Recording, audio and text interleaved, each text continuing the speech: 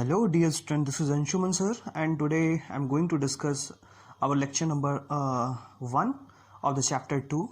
Dear student, our chapter 2 is unit and measurement, right? तो आज हम अपना ये चैप्टर स्टार्ट करने वाले हैं. हमने अपना पहला चैप्टर फिजिकल वर्ड कंप्लीट कर लिया है. आपको उसे छोड़ना नहीं है, you have to study that. आपको उसको पढ़ना है, राइट? क्योंकि वो बहुत इंपॉर्टेंट है. अगर आप उसको पढ़ोगे तभी आपको थोड़ा सा इंटरेस्ट आएगा कि हमें फिजिक्स क्यों पढ़ना चाहिए, एक बेसिक पर्पज क्या है फिजिक्स को पढ़ने का. सो I suggested that first you have to watch the video of the physical word, then come on this video. Before that I am already discussed the syllabus of this chapter, कि इस chapter में हमें क्या क्या चीज़ें पढ़नी होती हैं, राइट? तो आज हमारा ये लेक्चर नंबर फर्स्ट है, जिसमें आज हम बहुत ही इंपॉर्टेंट बात करेंगे कि हमें किसी चीज़ को मेज़र करने की क्यों ज़रूरत होती है. Why we need to measure the things, हम चीज़ों को क्यों मेज़र करना चाहते हैं, and for the measurement what quantities, what tools we have to required. So let me see that. That is, first we discuss the need of measurement. हमें चीज़ों को मेज़र करने की क्यों ज़रूरत है. सो डियर स्टूडेंट, आपके दिमाग में भी क्वेश्चन आ रहा है, हम चीज़ों को क्यों मेज़र करते हैं. आप एक बार इसको सोचिए, why we need to measure the things. So answer is that हम उसकी क्वांटिटी को बताने के लिए कि कितनी क्वांटिटी में वो चीज़ प्रेजेंट है, उस क्वांटिटी को बताने के लिए हम चीज़ों का मेज़रमेंट करते हैं. अदरवाइज़ हमारे पास कोई डाटा नहीं होगा कि कौन सी क्वांटिटी हम कितने अमाउंट में यूज़ कर रहे हैं. So basic purpose of to measure the things is that we know how much the quantity we use for that, right? हम उस क्वांटिटी को कितना ले रहे हैं, इसलिए हमें मेज़रमेंट की ज़रूरत होती है, राइट? आई होप ये बात समझ में आ गई होगी, राइट? आप सोचो, अगर मेज़रमेंट नहीं होता तो हम कैसे जो है चीज़ों को मेज़र करते. आप कहीं शॉपकीपर के पास जाते हैं तो आप उसे कहते हैं कि भाई हमें इतना इस क्वांटिटी में चीज़ें चाहिए, या फिर आप जो है कोई लेंथ आप मेज़र कर रहे हो तो उसके लिए भी आप क्या करते हो, कहते हो कि भाई इतने मीटर है या इतने किलोमीटर है, राइट? तो ये चीज़ें बहुत इंपॉर्टेंट है हमारी लाइफ में. तो measurement is very important to us, कि हम चीज़ों को मेज़र करें और उसकी क्वांटिटी को बताएं कि ये कितनी क्वांटिटी में प्रेजेंट है. आई होप ये बात आपके समझ में आ गई होगी कि हमें मेज़रमेंट की ज़रूरत क्यों है. Because we have to know the amount of quantities, right? अब दूसरी बात इसमें यह आती है कि हम किसको मेज़र करेंगे. तो यहाँ पर हम क्वांटिटीज़ को मेज़र करेंगे. जो हमारे पास क्वांटिटीज़ हैं, जितनी भी क्वांटिटीज़ हैं, और क्वांटिटीज़ में भी कौन सी क्वांटिटीज़ का यूज़ करेंगे, हम फिजिकल क्वांटिटी का यूज़ करेंगे. Physical quantity, right? तो ये बहुत ही इंपॉर्टेंट टर्म है फिजिकल क्वांटिटी, इसे हमें समझना है. First of all just understand the what is the meaning of quantity. Quantity का मतलब होता है anything which have some mass, some magnitude, right? कुछ भी ऐसा, कोई भी मटेरियल जिसके पास कुछ मास है, कुछ स्पेस ऑक्यूपाई करता है, या उसके पास कुछ क्वांटिटी है, किसी एक अमाउंट में जो है वो प्रेजेंट है, that is known as the quantity, right? अब इसमें बात आती है कि हम क्या सभी क्वांटिटीज़ को मेज़र कर सकते हैं. तो आंसर है no. We can only measure the physical quantities. हम केवल उन्हीं चीज़ों को मेज़र कर सकते हैं जो हमें दिखाई दे रही हैं. हम उन चीज़ों को मेज़र नहीं कर सकते जो हमें दिखाई नहीं दे रही हैं. जैसे मैं एक छोटा सा एग्जांपल आपको बताता हूँ, राइट? जैसे मान लीजिए आपका कोई फ्रेंड है, राइट? और हम ये कहते हैं कि भाई इन दोनों की फ्रेंडशिप जो है, मान लेते हैं दो नाम है राम और श्याम. तो राम और श्याम में बहुत अच्छी फ्रेंडशिप है, और एक दूसरा व्यक्ति कहता है कि ये दोनों बहुत अच्छे जो है फ्रेंड हैं. But how we measure that, कि कितने अच्छे वो फ्रेंड हैं, क्या हम इसको मेज़र कर सकते हैं, राइट? सो ये चीज़ आपके समझ में आ रही होगी, राइट? कि फ्रेंडशिप को मेज़र नहीं कर सकते हम. जैसे एक माँ जो है अपने बच्चे को बहुत ज़्यादा प्यार करती है, तो क्या हम उसके प्यार को मेज़र कर सकते हैं, उसके लव को मेज़र कर सकते हैं, right? No, we can not measure, right? इसी तरीके से ऐसी बहुत सारी चीज़ें हैं जिसको हम मेज़र नहीं कर सकते. तो इमोशंस को हम मेज़र नहीं कर सकते, लेकिन होती तो हैं, हम यूज़ करते हैं कि बहुत ज़्यादा जो है इनके बीच में बहुत अच्छी फ्रेंडशिप है, बट हाउ मच ये नहीं मेज़र कर सकते. तो हम केवल उन्हीं चीज़ों को मेज़र कर सकते हैं जो विजिबल हैं, जो हमें दिखाई दे रही हैं, जो फिजिकली हम उसको टच कर सकते हैं, एक्सपीरियंस कर सकते हैं, राइट? जैसे मास हो गया, लेंथ हो गया, राइट? इसी तरीके से जो है प्रेशर हो गया. ये कुछ चीज़ें हैं जिसको हम मेज़र कर सकते हैं. So that's why it is known as the that we measure only the physical quantities, right?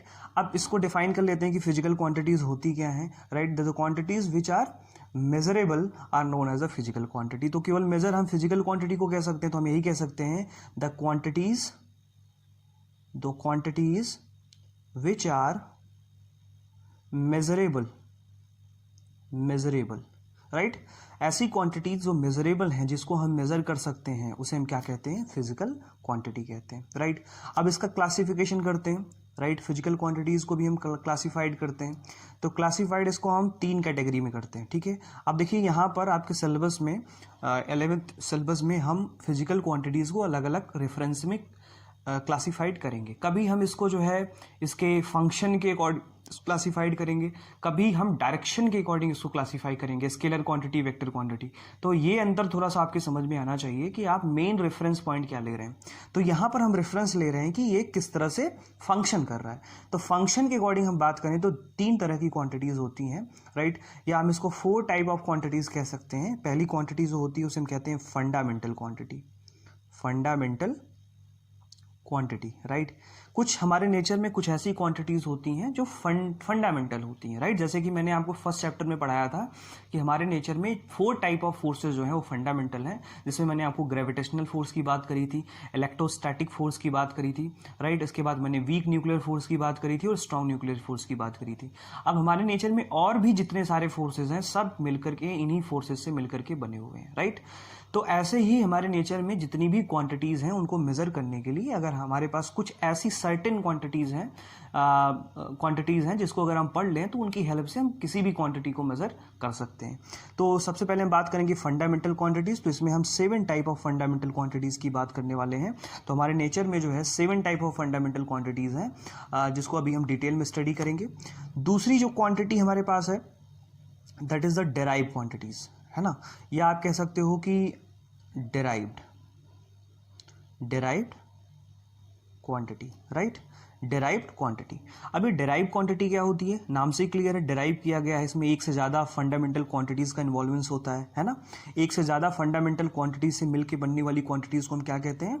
Derive quantities कहते हैं, राइट। इसी तरीके से एक क्वांटिटीज़ और है, इसको मैं थोड़ा सा एलोबरेट करना चाहूँगा। बेसिकली यही 2 हमको पढ़ने होते हैं, लेकिन इसमें हम 2 और ऐड कर रहे हैं, जिसको आप ध्यान से समझिएगा। Supplementary quantities, supplementary quantities. एक एक करके सारी चीजें हम स्टडी करेंगे। अभी यहाँ पे थोड़ा सा ब्रीफ में आप समझ लीजिए। सप्लीमेंट्री क्वांटिटीज का मतलब क्या होता है? सप्लीमेंट्री क्वांटिटीज का मतलब, ये सप्लीमेंट्री का मतलब होता है एडिशनल। तो पहले तो इनिशियली जब हमने फिजिकल क्वांटिटी को स्टडी करना स्टार्ट किया तो हमने यही 2 क्वांटिटीज बनाई, फंडामेंटल क्वांटिटी और डेराइव क्वांटिटीज। अच्छा, फंडामेंटल क्वांटिटीज की जो होती हैं कुछ यूनिट्स होती हैं ना। यूनिट का मतलब जिसमें हम उसको मेजर करते हैं, जैसे मास को हम केजी में मेजर करते हैं। अभी उसकी बात करेंगे यूनिट क्या होती है, तो इसको हम केजी में मेजर करते हैं। इसी तरीके से जैसे मैं यहाँ पे प्रेशर की बात करूँ तो pressure is equal to force upon area हो जाता है। तो फोर्स की यूनिट न्यूटन हो जाती है और एरिया का मीटर स्क्वायर हो जाता है, तो न्यूटन मीटर स्क्वायर। तो यहाँ पे 2 फंडामेंटल क्वांटिटीज, एक से ज्यादा फंडामेंटल क्वांटिटीज इन्वॉल्व हो रही हैं। But dear student, supplementary quantities में ऐसा कोई फंक्शन नहीं होता है। ये बेसिकली यूनिटलेस क्वांटिटीज होती हैं। सप्लीमेंट्री क्वांटिटीज में हम 2 तरह की क्वांटिटीज को पढ़ते हैं, जिसमें हम एंगल और सॉलिड एंगल। तो इसमें 2 क्वांटिटीज हम पढ़ते हैं, एंगल और solid angle, solid angle, right. इसको हम डिटेल में स्टडी करेंगे अभी बस यहाँ पे इंट्रोडक्टरी आप समझ लीजिए। एंगल आप जानते हो होता है arc upon radius, arc upon radius, right. अब आर्क भी लेंथ होती है और रेडियस भी लेंथ होता है, तो ये तो यूनिटलेस क्वांटिटी हो जाएगी, इसकी कोई यूनिट होगी ही नहीं, है ना, क्योंकि दोनों ऊपर भी मीटर नीचे भी मीटर कैंसल आउट हो जाएगा, तो यूनिटलेस हो जाएगी। लेकिन फिर भी हमने इसकी यूनिट बनाई है, हमने एंगल की यूनिट रेडियन बनाई है और सॉलिड एंगल की यूनिट हमने क्या बनाई है? स्टेरेडियन बनाई है। क्या बनाई है? स्टेरेडियन। तो आई होप ये क्लियर हो गया होगा कि यूनिटलेस होते हुए भी हमने जो है, ये बहुत ही ब्रीफ है, ये आपको किसी बुक में नहीं मिलेगा, बट ये चीज़ आपको समझनी है कि इसको सप्लीमेंट्री हम क्यों कहते हैं, क्योंकि इसको हमने बाद में ऐड किया। इसकी यूनिट ना होते हुए भी अगर इसको हम एक रूल से चलें तो हम देखते हैं रूल के अकॉर्डिंग इसकी कोई यूनिट नहीं है, लेकिन फिर भी हमने इसकी यूनिट बनाई। एंगल को हम रेडियन में मेजर करते हैं और सॉलिड एंगल को हम स्टेरेडियन में मेजर करते हैं। तो आई होप मेरी बात ये क्लियर हो गई होगी आपको, सप्लीमेंट्री क्वांटिटीज। अब इसमें जो 3rd 4th क्वांटिटीज जो मैं कह सकता हूं, that is the tensor quantities, tensor quantities, right.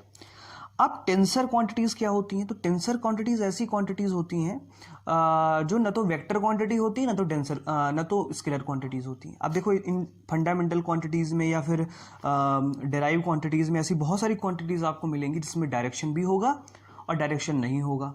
मेरी बात समझ पा रहे हैं आप? जिसमें डायरेक्शन होगा या डायरेक्शन नहीं होगा, राइट। तो टेंसर क्वांटिटीज ऐसी क्वांटिटीज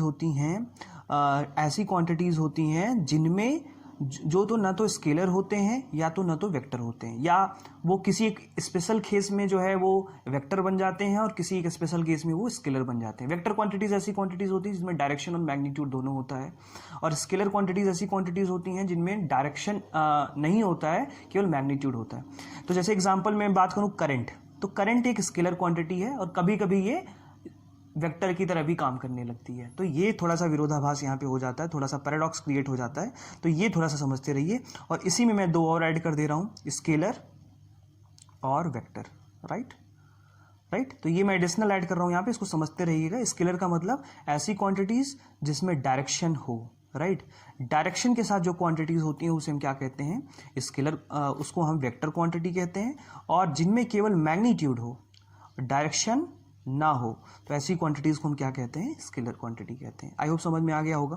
तो आज जो है बेसिकली हम पढ़ने वाले हैं वो केवल ये 3 क्वांटिटीज पढ़ने वाले हैं, that is the fundamental quantities, derive quantities and supplementary quantities, right. तो एक एक करके स्टडी करते हैं। सबसे पहले हम बात करते हैं फंडामेंटल क्वांटिटी की। Fundamental quantity, right. तो फंडामेंटल क्वांटिटीज जो है बेसिकली वो सेवन ऐसी क्वांटिटीज हैं जिसको हम फंडामेंटल क्वांटिटीज कहते हैं। तो these are the basic quantities, आप ये कह सकते हैं दीज आर बेसिक क्वांटिटीज। ये बेसिक क्वांटिटीज होती हैं जिनकी हेल्प से जितनी भी क्वांटिटीज आप पढ़ेंगे सब जो है इन्हीं से मिलकर के बनी हुई होती हैं। अब इसमें अगर हम बात करें इन 7 फंडामेंटल क्वांटिटीज़ की, तो ये 7 फंडामेंटल क्वांटिटीज़ में सबसे पहले हमने ऑब्जर्व किया कि ऐसी कौन सी क्वांटिटी है जिसकी ज़रूरत हमें पड़ती है ज़्यादा और हम जो है उसका यूज़ बार बार करते हैं। तो हमने देखा लेंथ, जब भी हम पाथ ट्रेवल करते हैं तो हम कुछ लेंथ कवर करते हैं, तो हमने देखा कि लेंथ जो है उसका यूज़ हम बार बार करते हैं, तो लेंथ को हमने फंडामेंटल क्वांटिटी बना ली। सेकेंड फंडामेंटल क्वांटिटीज़ जो है बेसिकली ये 7 क्वांटिटीज़ होती हैं, जिसमें पहली लेंथ हो गई, दूसरा आपका मास हो गया, राइट। थर्ड क्वांटिटी हमने अपने नेचर में ऑब्जर्व किया तो हमने देखा टाइम इज़ वेरी इंपॉर्टेंट, इसको सेकंड में मेजर करेंगे। इसके बाद फोर्थ क्वांटिटी जब हमने ऑब्जर्व करी तो हमने देखा कि इलेक्ट्रिक करंट, तो इलेक्ट्रिक करंट जो है वो फोर्थ फंडामेंटल क्वांटिटी है। इसके बाद हमने जो फिफ्थ फंडामेंटल क्वांटिटी की बात करी और उसमें हमने देखा तो फिफ्थ फंडामेंटल क्वांटिटी आपकी हुई that is the temperature, right. Temperature के बारे में स्टडी करेंगे। After that six fundamental quantity है आपकी अमाउंट ऑफ सब्सटेंस, जिसको आप मोल में मेजर करते हो, ये केमिस्ट्री का टर्म है, amount of substance, right. And seventh fundamental quantity is luminous intensity, this is very important, luminous intensity, right. So these are the 7 fundamental quantity, with the help of that we derive all the quantities exist in the nature। हमारे nature में exist करने वाली जितनी भी quantities होती हैं सभी को अब तक हम इन्हीं क्वांटिटी से डेराइव करते हुए आए हैं अभी तक। और नेचर देखो, साइंस में क्या होता है कि साइंस में जब कोई एक नई थ्योरी आती है तो पुरानी थ्योरी फेल हो जाती है ना। बोर्स मॉडल में आपने देखा होगा, है ना, एटम के बहुत सारे मॉडल्स हैं। तो अगर आगे हमें ऐसी कोई सी क्वांटिटी की ज़रूरत पड़ी, है ना, इसी को कैसी क्वांटिटी की ज़रूरत पड़ी, तो ये जो है ये 7 जो फंडामेंटल क्वांटिटीज़ है इसको हम बढ़ा भी सकते हैं। इसके लिए हमारे पास एक ऑर्गेनाइजेशन भी है जो यूनिट्स और क्वांटिटीज़ को मेज़र करने के लिए जो है काम करती है ना, ठीक है। इसकी बात हम आगे करने वाले हैं यूनिट में, तो वहाँ पे आपकी बात समझ में आ जाएगी। तो ये आपकी फंडामेंटल क्वांटिटीज़ हैं। अब डेराइव क्वांटिटीज़ क्या हैं? तो डेराइव क्वांटिटीज़ ऐसी क्वांटिटीज़ होती हैं जिसमें हम इन फंडामेंटल क्वांटिटीज़ का यूज़ करके क्या करते हैं, बनाते हैं। तो मैं थोड़ा सा डेराइव क्वांटिटी के बारे में बात कर लेता हूँ। तो डेराइव क्वांटिटी में जैसे हम मान लें प्रेशर हो गया। आप जानते हो कि प्रेशर इज इक्वल टू होता है फोर्स अपॉन एरिया, या मैं इसमें सबसे पहले सिंपल लेता हूँ, मैं लेता हूँ वेलोसिटी। तो वेलोसिटी इज इक्वल टू होता है that is the displacement upon time. अब डिस्प्लेसमेंट तो पार्ट ट्रेवल होता है, शॉर्टेस्ट डिस्टेंस होती है, इसको हम मीटर में मेजर करते हैं, और टाइम को हम किस में मेजर करते हैं, सेकंड में मेजर करते हैं। तो आप देखो इसमें लेंथ भी आ रहा है और टाइम भी आ रहा है, तो एक से ज़्यादा क्वांटिटीज में इन्वॉल्व हो रही हैं और इन दोनों को इन्वॉल्व करके हम इस क्वांटिटी को डिफाइन कर सकते हैं। तो आई होप ये बात समझ में आ गई होगी। ऐसे बहुत सारे एग्जांपल हम आगे देखते रहेंगे, आपके पूरे 11th 12th दोनों में ही हमें इसकी ज़रूरत पड़ती है। और एक बात और मैं आपसे कहना चाहूँगा कि ये चैप्टर बहुत ही इंपॉर्टेंट है, इसलिए आप इसको सीरियसली लें, बहुत अच्छे से इसको पढ़ें, क्योंकि 11th और 12th की क्लास में आपको हर जितनी भी फिजिकल क्वांटिटीज़ आप पढ़ेंगे उसमें आपको यूनिट फाइंड करना होता है, डायमेंशन फाइंड करना होता है, राइट। तो ये हमारे पास हो गई डेराइव क्वांटिटीज। अब हम बात कर लेते हैं सप्लीमेंट्री क्वांटिटीज। सप्लीमेंट्री क्वांटिटीज के बारे में मैं बता चुका हूं आपको, सप्लीमेंट्री क्वांटिटीज। तो सप्लीमेंट्री क्वांटिटीज में मैंने आपको इंट्रोड्यूस किया कि दो सप्लीमेंट्री क्वांटिटीज इसको हम पढ़ते हैं। पहला है आपका एंगल, दूसरा है आपके पास solid angle, right, solid angle, right. तो ये दोनों क्वांटिटीज यूनिटलेस होते हुए भी हम इसकी यूनिट बनाते हैं, that's why they are known as the supplementary quantities. इसको इसलिए में क्या करते हैं, लास्ट में ऐड करते हैं, that's it's name was supplementary quantities. I hope ये बात समझ में आ गई होगी आपके, ठीक है। इसको हम रेडियन में मेजर करते हैं और सॉलिड एंगल को हम क्या करते हैं, सॉलिड एंगल का मतलब कोन, राइट। एक कोन आप ऐसे बनाते हो ना, तो ये जो एंगल सस्पेंड करता है that is known as the solid angle, right. तो ये सॉलिड एंगल हो गया। इसी तरीके से मैं एंगल के लिए क्या कर सकता हूं, जैसे एंगल आप देखते हो ये एंगल सस्पेंड होता है, ये दिस वन थीटा, ये आर्क हो गया और ये रेडियस हो गई, तो ये इन दोनों का रेशियो एंगल कहलाएगा। तो आई होप ये फंडामेंटल क्वांटिटीज, डेराइव क्वांटिटीज और सप्लीमेंट्री क्वांटिटीज के बारे में आपके समझ में आ गया होगा। और हमने और भी जो दूसरी कुछ क्वांटिटीज बात करी हैं डायरेक्शन के बेसिस पे, ये भी आपके समझ में आ गया होगा। Tensor quantities, scalar quantities and vector quantities, right. तो मेनली फिजिकल क्वांटिटीज में इस चैप्टर में आपको 3 पढ़ने हैं, fundamental quantities, derive quantities and supplementary quantities. Okay dear student, I hope ये लेक्चर आपके समझ में आया होगा, आप चीजों को समझ पा रहे होंगे, मेरी लैंग्वेज को आप समझ पा रहे होंगे। अगर आपको कोई डाउट आता है यू कैन आस्क मी, आप मुझसे पूछ सकते हैं on my WhatsApp number. My WhatsApp number is 9193236796। आप कोई भी क्वेरी है, कोई भी रिलेटेड क्वेश्चन है, यू कैन आस्क मी, आप मुझसे पूछ सकते हैं एनी टाइम, ओके। और जो भी आपको असाइनमेंट या होमवर्क दिए जा रहे हैं आप उसे भेजते रहिए, राइट। और एक इम्पॉर्टेंट बात आप लोगों से करनी है कि आप लोग अपनी पढ़ाई को कंटिन्यू कर दीजिए, क्योंकि ये सिचुएशन ऐसी क्रिएट हो गई है कि कब स्कूल आपका ओपन होगा ये कहा नहीं जा सकता, राइट। तो आप घर पे बैठे मोबाइल के थ्रू जो हम वीडियो लेक्चर्स आपको प्रोवाइड कर रहे हैं उसका यूज़ करिए, और ज़्यादा से ज़्यादा अभी ये तो आपके पास टाइम है अपने आप को इम्प्रूव करने का, और अपना एक कैरियर जो है डिसाइड कर लीजिए कि मुझे इस फील्ड में जाना है और इसको हमें करना है, राइट। बात समझ में आ रही है। अगर आपको साइंटिस्ट बनना है तो आपको आगे साइंस पढ़ना पड़ेगा, या फिर आपको आगे सीए बनना है, चार्टर्ड अकाउंट बनना है तो आपको कॉमर्स पढ़ना पड़ेगा, राइट। तो अपने ऑब्जेक्टिव, अपने गोल्स को अभी से आप क्लियर कर लें, और अभी से क्लियर करके उसी के अकॉर्डिंग आप पढ़ाई अपनी स्टार्ट कर दें, ठीक है। आप इतने एलिजिबल हो, इतने समझदार हो कि आप समझ सकते हो कि आपको आगे क्या करना है।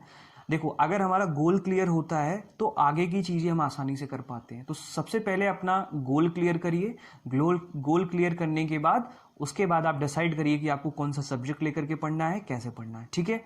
बुक्स मैं आपको पीडीएफ में और नोट्स में आपको ऑलरेडी प्रोवाइड कर चुका हूं, आप उसको रेफरेंस के तौर पे यूज कर सकते हैं, और जो लेक्चर्स मैं आपको प्रोवाइड कर रहा हूं इसको देखते हुए अपनी समझ के अकॉर्डिंग आप अपने नोट्स को प्रिपेयर कर सकते हैं। ओके, आई होप ये लेक्चर आपके समझ में आया होगा, ठीक है। इसी के साथ पढ़ते रहिए, मस्त रहिए और स्वस्थ रहिए। Thank you so much.